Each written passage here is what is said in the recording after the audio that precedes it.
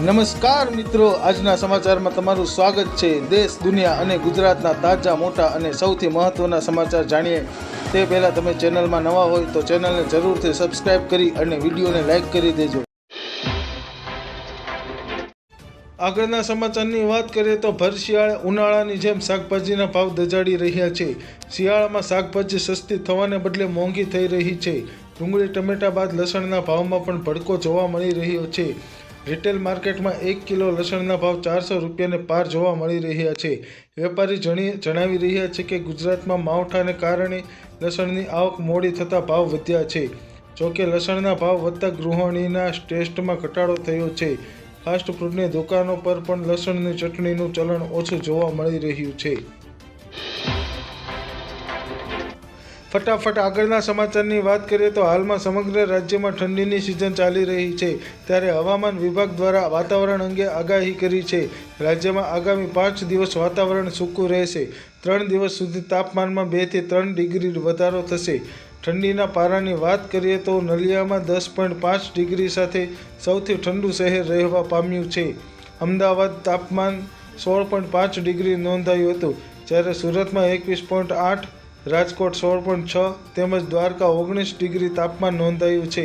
ભુજની વાત કરીએ તો જ્યાં 15.8, ડીસામાં 14.6, વેરાવળમાં 20.2 ડિગ્રી તાપમાન નોંધાયું છે। આગળના સમાચારની વાત કરીએ તો લાલ ડુંગળીએ ખેડૂતોને રાતા પાણીએ રડાવવાનું શરૂ રાખ્યું છે। એક બાજુ સરકારે ડુંગળીની નિકાસ બંધ કરતાં એક જ દિવસમાં ભાવમાં કડાકો થયો છે। ડુંગળીની નિકાસ બંધ થતાં અનેક દિવસ બજારમાં હરાજી બંધ રહી હતી। 14 તારીખે સવારના ડુંગળીની હરાજી શરૂ કરવામાં આવી હતી। ગોંડલ માર્કેટિંગ યાર્ડમાં ગત રાત્રિના 80,000 કટ્ટાની આવક થવા પામી હતી। હરાજીમાં ડુંગળીના ભાવ ખેડૂતોને ના મળતા ખેડૂતોએ પોતાની ડુંગળી નેશનલ હાઈવે પર નાખી દીધી હતી। ડુંગળી લઈને આવતા તમામ ખેડૂતો હાઈવે પર ઉતર્યા હતા। આગળના સમાચારની વાત કરીએ તો નરેન્દ્ર મોદીએ આ વર્ષે લાલ કિલ્લા પરથી આપેલા તેમના ભાષણમાં મહિલાઓને ડ્રોનની તાલીમ આપવાની જાહેરાત કરી હતી। બાદમાં નવેમ્બરમાં આ પ્રોજેક્ટની જાહેરાત કરવામાં આવી હતી અને તેને નમો ડ્રોન દીદી યોજના નામ આપવામાં આવ્યું હતું। આ યોજના હેઠળ કેન્દ્ર સરકાર દેશભરમાં 15,000 મહિલા સ્વસહાય જૂથોને ડ્રોનનું વિતરણ કરશે। ડ્રોનની મદદથી ખાતર અને જંતુનાશક દવાઓનો છંટકાવ કરી શકશે। આ માટે 8 લાખ સહાય પણ મળશે। ફટાફટ આગળના સમાચારની વાત કરીએ તો રાજ્યના પોલીસ કર્મીને લઈ મહત્વના સમાચાર સામે આવ્યા છે, જેમાં ગુજરાત હાઈકોર્ટે પોલીસ ભરતી અંગે માહિતી આપવા સરકારને આદેશ આપ્યો છે।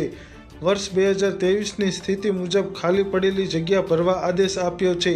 ગુજરાત હાઈકોર્ટે કહ્યું છે કે કેટલાક પોલીસ કર્મીઓની ભરતી કરી, તો બીજી તરફ લોકસભાએ ગુરુવારે શિયાળુ સત્રમાં કોંગ્રેસના 15 સાંસદોને બાકીના શિયાળુ સત્રમાંથી સસ્પેન્ડ કરી દેવામાં આવ્યા છે।